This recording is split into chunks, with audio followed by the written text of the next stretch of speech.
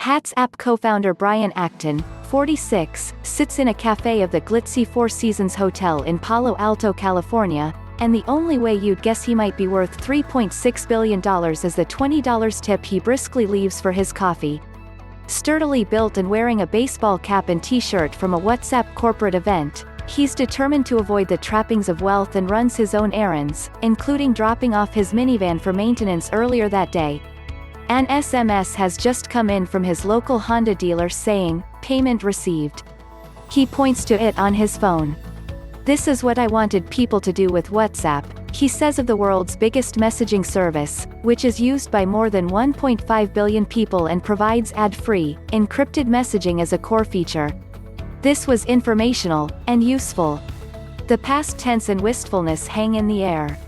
More than 4 years ago, Acton and his co-founder, Jan Koum, sold WhatsApp, which had relatively insignificant revenue, to Facebook for $22 billion, one of the most stunning acquisitions of the century. 10 months ago he left Facebook, saying he wanted to focus on a nonprofit.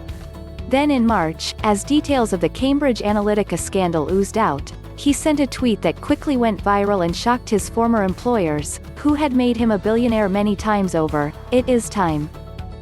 #delete Facebook." No explanation followed. He hasn't sent another tweet since.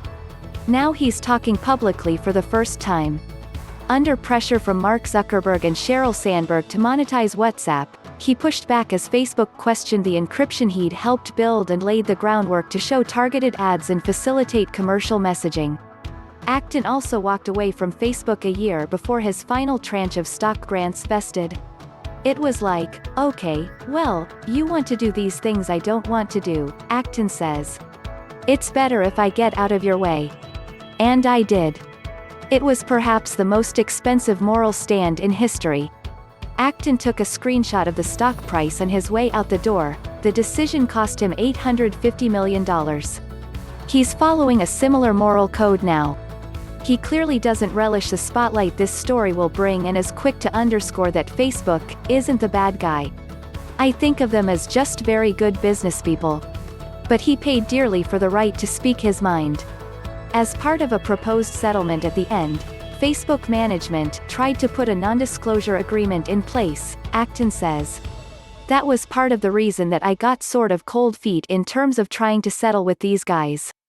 Facebook is probably the most scrutinized company on the planet, while simultaneously controlling its image and internal information with a Kremlin-like ferocity. Thanks to the team's relentless focus on building valuable features, WhatsApp is now an important part of over 1 billion people's lives, and we're excited about what the future holds, says a Facebook spokesperson.